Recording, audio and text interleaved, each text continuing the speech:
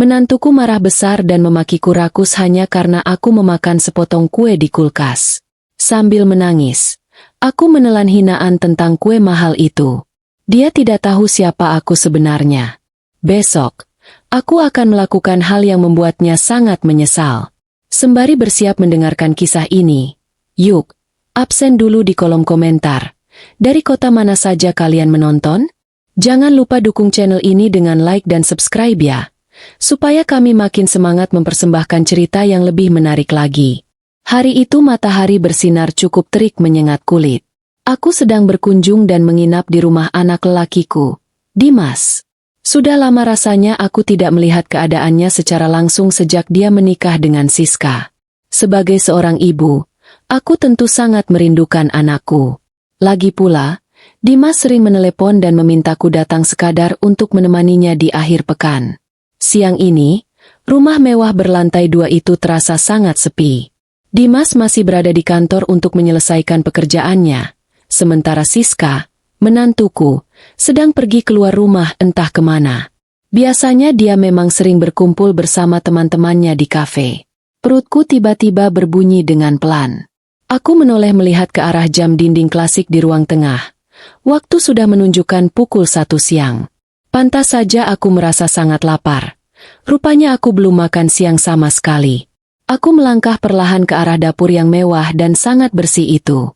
Niat hatiku di awal hanya ingin mencari sisa lauk semalam atau bahan makanan mentah yang bisa kumasak sendiri.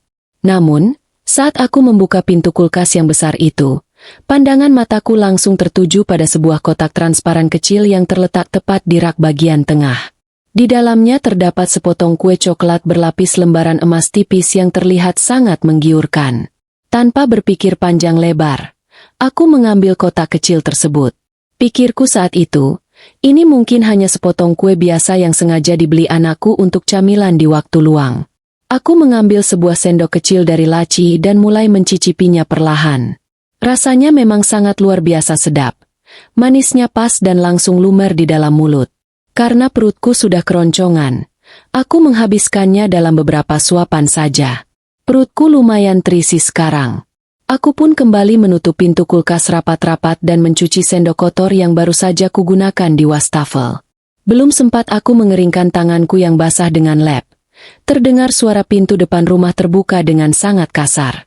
Langkah sepatu hak tinggi terdengar berderap cepat dan keras menuju arah dapur.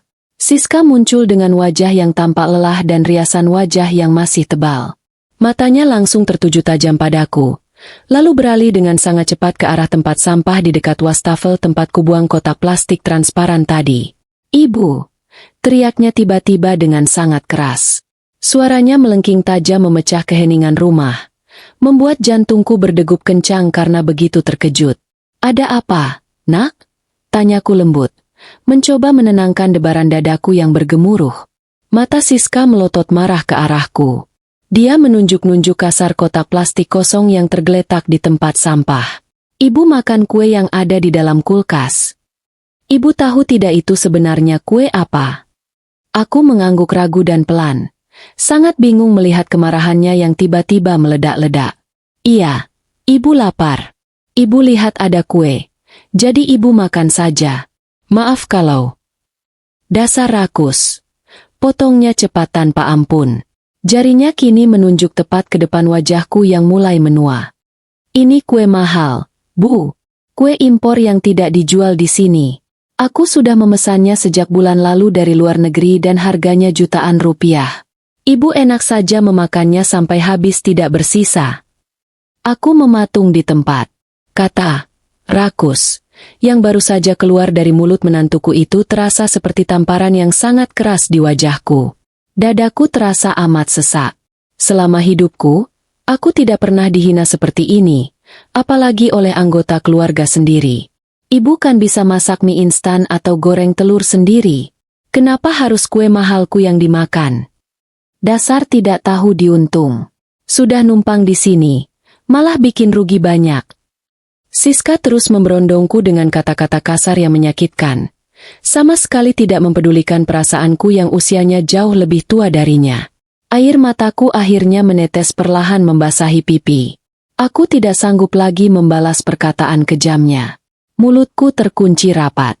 Tanpa mengucapkan sepatah kata pun untuk membela diri, aku membalikan badan dan berjalan cepat menuju kamar tamu. Kubanting pelan pintu kamar dan segera menguncinya dari dalam. Aku duduk di tepi kasur yang empuk, membiarkan tangisku pecah dalam diam. Harga diriku benar-benar hancur lebur hanya karena sepotong kue. Di dalam kamar tamu yang sejuk ini, udara justru terasa mencekik leherku. Aku terus menangis dalam diam, menutup mulutku rapat-rapat dengan kedua belah tangan agar isak tangisku tidak terdengar sampai keluar kamar. Dadaku naik turun menahan rasa perih yang menjalar. Kata-kata Siska masih terngiang sangat jelas di telingaku. Dasar rakus. Tidak tahu diuntung. Numpang. Rentetan kalimat tajam nan menyakitkan itu terus berputar-putar seperti kaset rusak di dalam kepalaku tanpa henti. Air mataku mengalir semakin deras saat ingatanku tiba-tiba melayang ke masa lalu.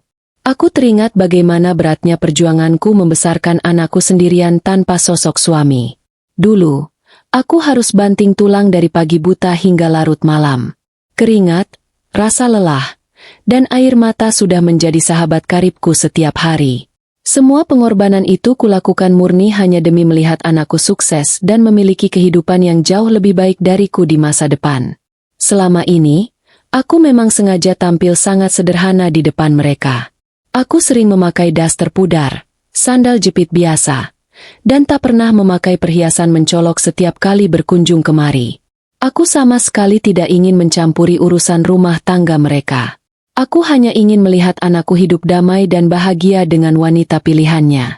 Namun, penghinaan telak yang kuterima hari ini benar-benar sudah melewati batas wajar. Siska tidak hanya merendahkanku sebagai ibu mertuanya, tapi dia juga sudah berani menginjak-injak harga diriku sebagai seorang manusia. Apakah karena penampilanku yang sederhana ini dia berpikir bisa memakiku sesuka hatinya? Apakah karena aku selalu diam dan mengalah selama ini, dia merasa berhak menyebutku rakus hanya karena memakan makanan di rumah anak kandungku sendiri? Aku menyeka sisa air mataku dengan punggung tangan perlahan.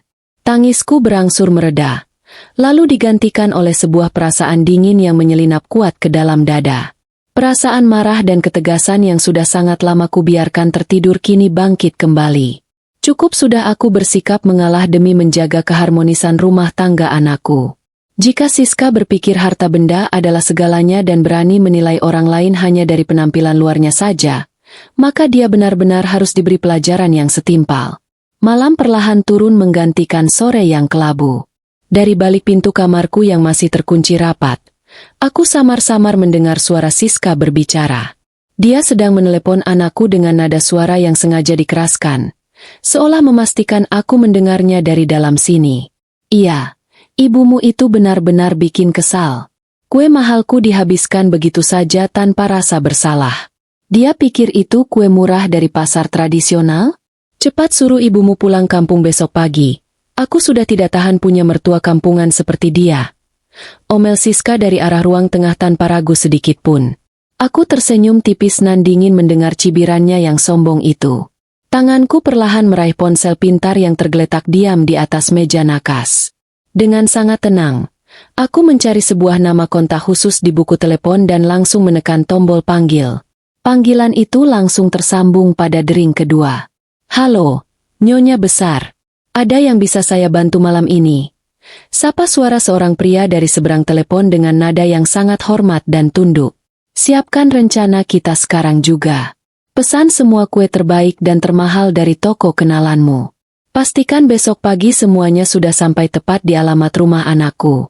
Aku ingin memberikan sebuah kejutan kecil untuk menantuku tercinta. Ucapku datar, tegas, dan sangat dingin. Baik, Nyonya Besar. Segera saya laksanakan perintah Anda. Jawab pria itu dengan suara yang mantap dan meyakinkan. Aku mematikan sambungan telepon itu perlahan. Malam ini aku yakin akan tidur dengan sangat nyenyak. Siska di luar sana boleh saja terus menggerutu sesuka hati dan merasa dirinya menang telak atasku. Dia sama sekali tidak pernah tahu kejutan besar apa yang sedang disiapkan oleh mertua kampungan yang baru saja dia hina habis-habisan ini untuk keesokan harinya. Pagi hari menyapa dengan sinar matahari yang menyusup pelan lewat celah gorden kamarku. Aku bangun lebih awal dari biasanya. Setelah merapikan tempat tidur dan membersihkan diri, aku melangkah keluar kamar menuju ruang makan. Di sana, menantuku sudah duduk manis sambil menyesap kopi hangatnya.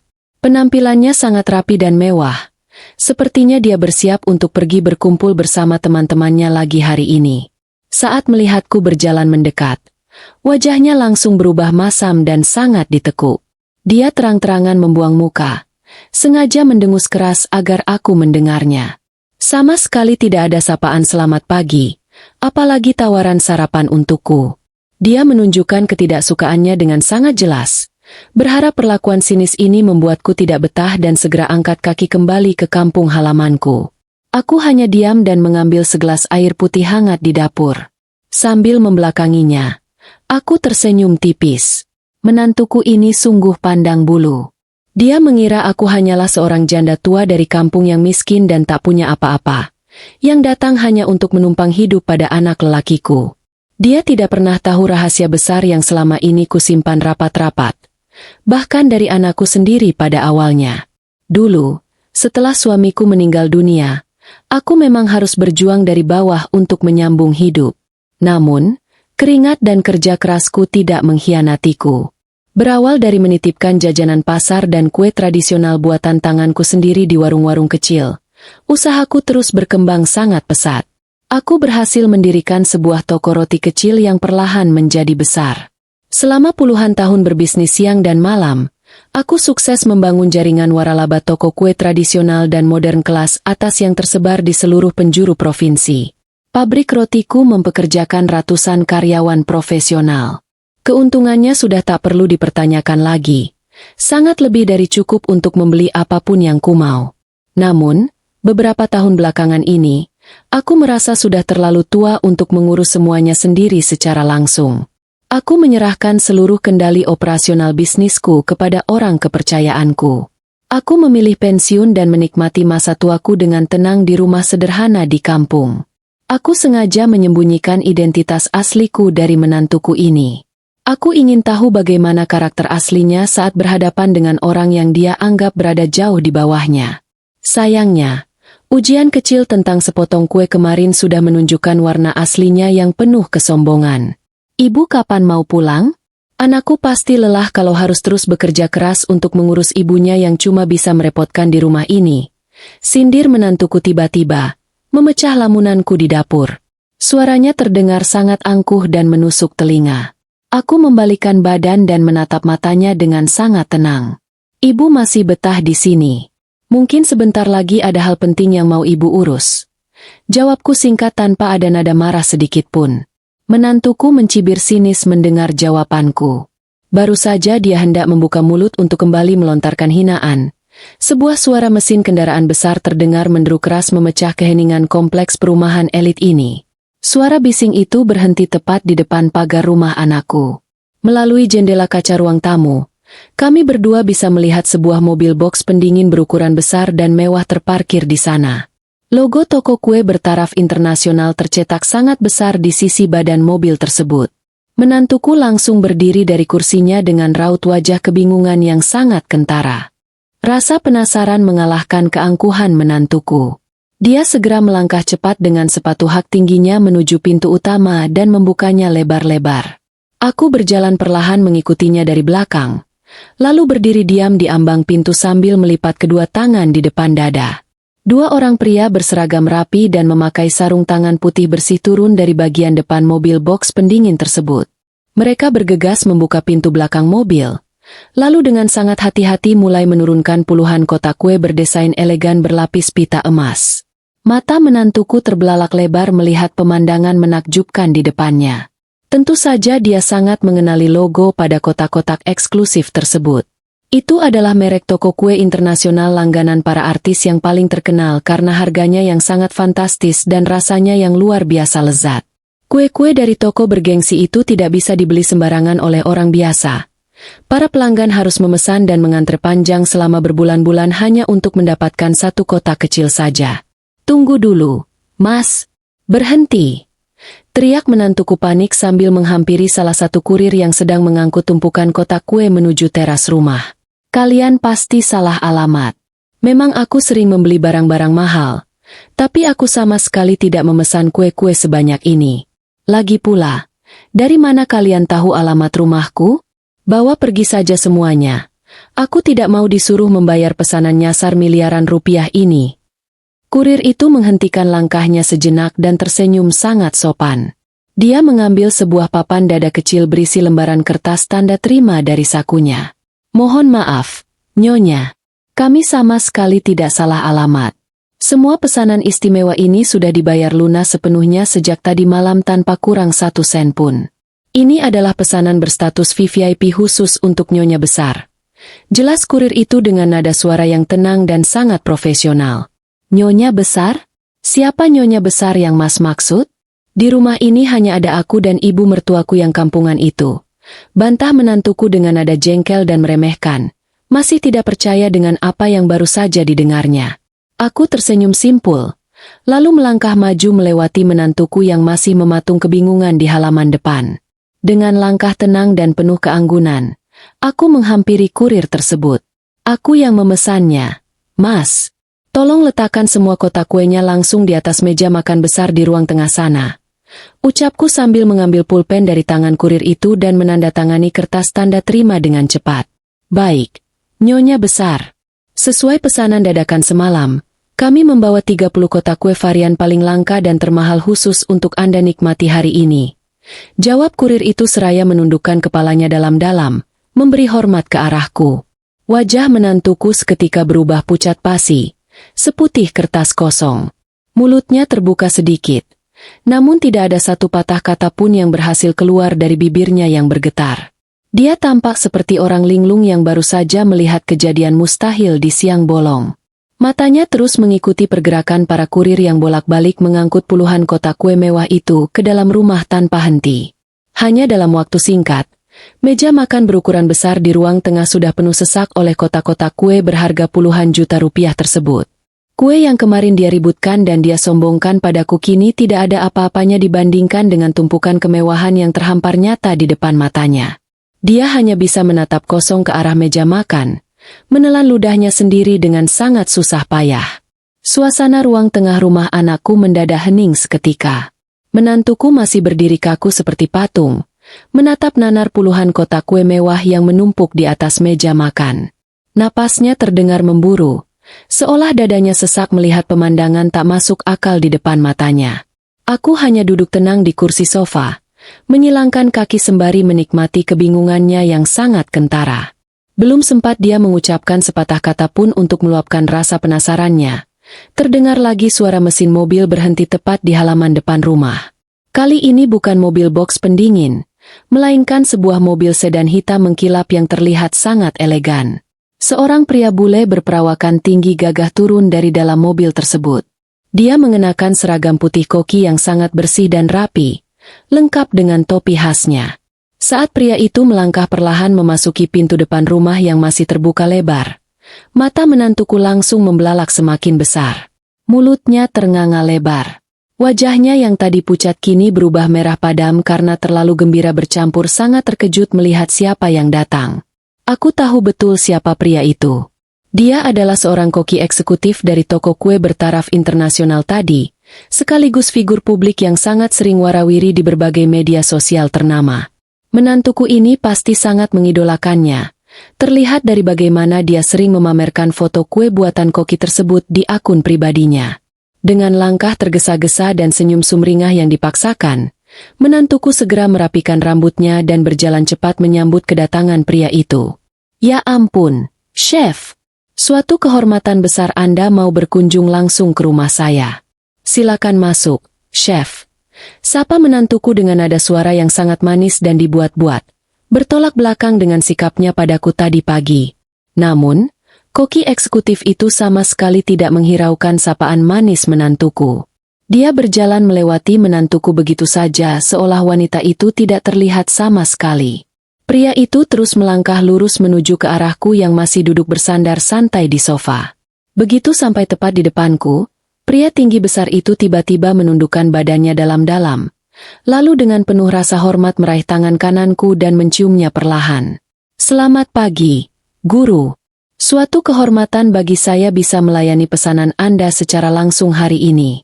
Terima kasih banyak karena Anda selalu menjadi investor utama dan penasihat terbaik untuk bisnis kami. Ucap koki bule itu dengan bahasa Indonesia yang cukup fasih dan sopan. Menantuku terkesiap mundur beberapa langkah hingga menabrak ujung meja kecil. Dia menutup mulutnya dengan kedua tangan. Tak percaya melihat koki pujaannya menunduk hormat padaku. Aku tersenyum ramah pada koki itu. Lalu bangkit berdiri menuju meja makan. Kubuka satu kotak berisi kue paling mahal di sana, memotongnya sedikit, lalu memakannya dengan tenang. Setelah menelan gigitan pertama, aku menatap tajam mata menantuku yang kini mulai berkaca-kaca menahan rasa malu luar biasa. Kuenya enak sekali. Kamu mau mencicipinya? Nah, ambil saja sesukamu. Kalau kamu masih lapar dan merasa kurang, Ibu bisa membelikan satu truk penuh kue ini khusus untukmu sekarang juga. Ucapku dengan nada suara sangat datar dan dingin. Menantuku hanya bisa menunduk dalam. Wajahnya tertunduk layu. Tubuhnya bergetar hebat menahan tangis kehancuran karena kesombongannya baru saja dihancurkan dalam hitungan detik. Dia kini tak bisa lagi berkata apa-apa untuk membalasku. Tepat pada saat suasana canggung dan menegangkan itu menyelimuti seluruh ruangan, pintu depan kembali terbuka perlahan. Anakku, Dimas, akhirnya pulang dari kantor lebih cepat dari jadwal biasanya. Begitu kakinya melangkah masuk ke dalam ruang tamu, wajahnya langsung memancarkan ekspresi keterkejutan yang sangat luar biasa. Bagaimana tidak terkejut? Ruang tengah rumahnya kini sudah berubah wujud layaknya sebuah pameran toko kue mewah. Puluhan kotak bersusun rapi memenuhi meja makan besar. Sementara istrinya sedang berdiri gemetar sambil menangis sesenggukan di sudut ruangan. Ada apa ini sebenarnya? Kenapa banyak sekali kotak makanan di sini? Dan kenapa kamu menangis, Siska? Tanya anakku dengan nada suara yang penuh kebingungan. Matanya menyapu seisi ruangan sebelum akhirnya berhenti menatap wajah istrinya yang masih basah oleh air mata. Melihat kedatangan suaminya, menantuku seolah menemukan sebuah celah harapan untuk menyelamatkan harga dirinya yang sudah hancur lebur. Dia langsung berlari kecil menghampiri anakku, lalu memeluk lengan suaminya itu erat-erat dengan raut wajah memelas. Air matanya sengaja dibuat mengalir semakin deras, memainkan peran sebagai sosok korban yang paling teraniaya di rumah ini. Mas, lihatlah kelakuan ibumu hari ini. Ibu sengaja menghambur-hamburkan uang belanja yang kita berikan hanya untuk membeli kue-kue mahal ini. Ibu melakukan semua ini murni untuk menyindir dan mempermalukanku di depan banyak orang. Mas, tolong tegur ibumu. Mas, ini sudah sangat keterlaluan. Adu menantuku dengan suara parau yang sengaja dilembutkan, berharap suaminya akan langsung berpihak padanya dan memarahiku. Namun, reaksi anakku sungguh berada jauh di luar dugaan istrinya. Alih-alih merangkul atau menenangkan istrinya, anakku justru melepaskan pelukan menantuku dengan kasar. Wajah anakku memerah menahan marah, rahangnya mengeras. Dia menatap istrinya dengan pandangan kecewa yang sangat mendalam. Cukup, Siska. Jangan pernah kamu berani menyalahkan ibuku lagi. Aku sudah tahu semuanya. Semalam ibu meneleponku dan menceritakan bagaimana kamu menghinanya habis-habisan hanya karena masalah sepotong kue. Kamu sungguh keterlaluan. Bentak anakku dengan suara lantang yang menggema memenuhi seisi ruangan. Menantuku terkejut bukan main. Langkahnya mundur seketika. Mas, tapi ibumu. Dengar baik-baik, Siska. Potong anakku cepat dan tegas. Aku selama ini diam karena ibu yang selalu melarangku bercerita. Tapi hari ini kesombonganmu sudah kelewat batas wajar. Kamu selalu membanggakan gaya hidup mewahmu, bukan? Asal kamu tahu saja, rumah mewah yang kita tinggali sekarang ini, mobil yang kamu pakai setiap hari, dan seluruh modal usaha butikmu semuanya adalah uang murni milik ibuku. Pernyataan anakku bagaikan petir menyambar di siang bolong bagi Siska. Wajahnya seketika kehilangan rona kehidupan. Ibuku adalah seorang pengusaha sukses. Beliau rela menyembunyikan identitas aslinya hanya karena ingin melihat bagaimana kamu menghargai orang tua. Tapi nyatanya, kamu sungguh membuatku sangat kecewa hari ini. Lanjut anakku tajam. Mendengar kenyataan pahit yang baru saja diungkapkan suaminya, kaki menantuku tiba-tiba terasa lemas tak bertulang. Dia langsung jatuh terduduk lemas di atas lantai marmer yang dingin, menatap kosong tanpa daya. Seluruh kesombongan yang selalu dia pamerkan selama ini menguap lenyap tak berbekas. Mulutnya terasa kaku untuk membantah, sementara air mata yang mengalir kini bukan lagi sekadar air mata buaya, melainkan air mata penyesalan dan ketakutan yang nyata karena menyadari kebodohan fatal yang baru saja dia lakukan padaku.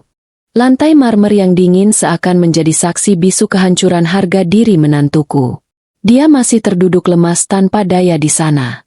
Matanya menatap kosong bergantian ke arahku dan tumpukan kotak kue mewah di atas meja makan besar. Napasnya tersengal-sengal tak beraturan. Bayangan tentang segala kemewahan yang selama ini dia banggakan kini berbalik menjadi pukulan telak yang menghantam kesombongannya sendiri. Wanita paruh baya yang kemarin dia panggil dengan sebutan rakus, kampungan, dan benalu ini ternyata adalah penyokong utama seluruh gaya hidup mewahnya. Keangkuhannya benar-benar telah membutakan mata hatinya selama ini.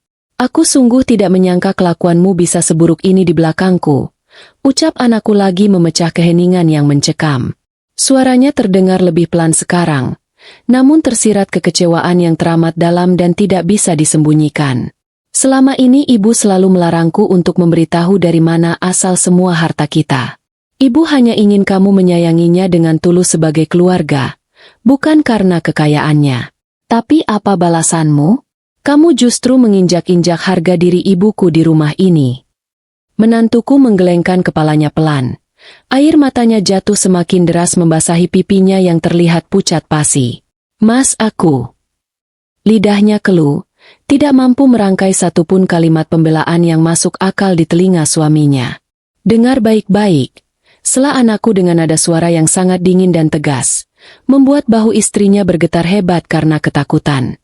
Aku sama sekali tidak bisa hidup berdampingan dengan seorang wanita yang berani bersikap durhaka kepada ibuku sendiri.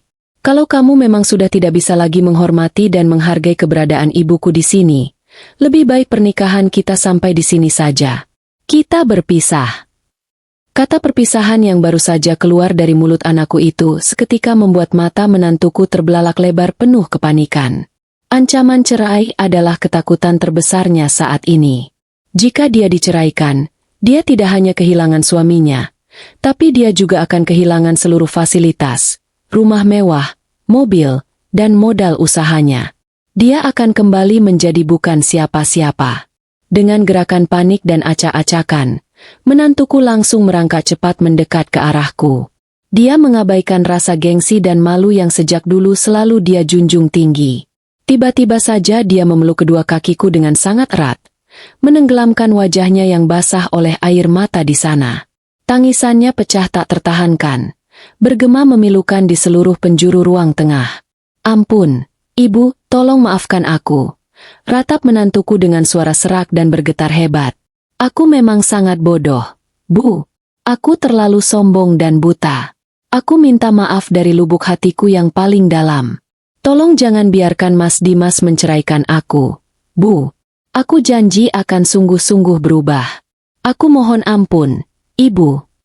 Aku tidak bergeser sedikit pun dari tempatku berdiri. Aku juga tidak menepis pelukannya di kakiku. Aku hanya diam membisu, menunduk menatap puncak kepalanya dengan tatapan mata yang sulit diartikan. Kubiarkan dia meresapi seluruh rasa malu, takut, dan penyesalan yang kini menggerogoti hatinya. Hukuman mental semacam ini jauh lebih setimpal daripada sekadar membalas makian kasarnya kemarin siang. Cukup lama aku membiarkan menantuku menangis terseduh-seduh sambil memeluk kakiku dengan erat. Suasana ruang tengah itu hanya diisi oleh suara isak tangisnya yang memilukan. Setelah merasa penyesalannya benar-benar tulus dan bukan sekadar akal-akalan semata, aku perlahan menyentuh bahunya yang masih bergetar. Aku tidak ingin menjadi orang tua yang pendendam, meskipun hatiku sempat hancur lebur oleh rentetan kata-katanya kemarin. Sudahlah. Lepaskan pelukanmu dan berdirilah sekarang juga. Ucapku dengan nada suara yang tenang, memecah tangisannya yang panjang. Menantuku mendongak perlahan, menatap wajahku dengan sisa air mata yang masih menggenang di pelupuk matanya. Perlahan dia melepaskan pelukannya dan bangkit berdiri dengan susah payah. Kakinya tampak masih gemetar menahan bobot tubuhnya. Dia terus menundukkan kepalanya dalam-dalam, sama sekali tidak berani menatap langsung ke arah kedua mataku. Ibu sudah memaafkan kesalahanmu hari ini, kataku pelan namun terdengar sangat tegas, membuat menantuku langsung menghela napas lega meski masih terisak kecil. Tapi tolong ingat baik-baik pelajaran penting hari ini. Harga diri seseorang sama sekali tidak diukur dari apa makanan yang dia telan, atau seberapa mahal baju yang dia pakai. Harga diri manusia dinilai dari bagaimana cara dia memperlakukan orang lain, terutama orang yang dia anggap berada jauh di bawahnya. Menantuku menganggukkan kepalanya dengan cepat. Iya, Ibu. Aku sungguh mengerti sekarang. Aku benar-benar menyesal telah merendahkan Ibu. Jawabnya lirih dengan suara parau. Bagus jika kamu sudah mengerti. Sahutku menimpali ucapannya. Ibu memaafkanmu karena Ibu sangat menyayangi anak kandung Ibu. Dan Ibu tidak ingin melihat rumah tangga kalian hancur berantakan. Namun, permintaan maaf saja tentu tidak cukup untuk mendewasakan karaktermu. Mulai bulan depan, Ibu akan menghentikan semua aliran dana untuk fasilitas pribadimu dan butikmu. Menantuku terkejut mendengarnya. Namun dia hanya bisa pasrah mengangguk tanpa berani melayangkan protes sedikit pun padaku. Ibu melakukan ini bukan karena dendam, melainkan agar kamu belajar bagaimana rasanya bekerja keras mencari uang sendiri. Kamu harus belajar menjadi wanita mandiri yang menghargai setiap tetes keringat, bukan hanya menuntut kemewahan instan. Tambahku menjelaskan alasanku dengan sangat lugas dan jelas. Setelah menyelesaikan kalimat panjang itu, rasanya beban berat di dadaku ikut terangkat sepenuhnya. Aku berbalik menatap anak lelakiku yang sedari tadi berdiri diam mendengarkan percakapan kami berdua. Aku menepuk pundaknya dengan lembut, tersenyum bangga karena dia telah tumbuh menjadi pria yang tegas dan tahu cara menghargai ibunya. Aku berpamitan padanya untuk segera pulang ke rumahku sendiri di kampung hari ini juga, menolak secara halus semua tawarannya untuk tinggal lebih lama.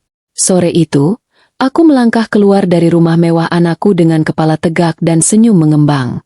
Hatiku terasa sangat lega dan damai. Sejak kejadian luar biasa hari itu, sikap menantuku benar-benar berubah 180 derajat. Dia kini menjadi sosok yang jauh lebih rendah hati, mandiri, dan sangat berhati-hati menghormatiku setiap kali kami bertemu. Dia akhirnya sadar sepenuhnya bahwa mertua sederhana yang dulu sering dia anggap remeh ini adalah seekor harimau tidur yang pantang untuk diusik kembali.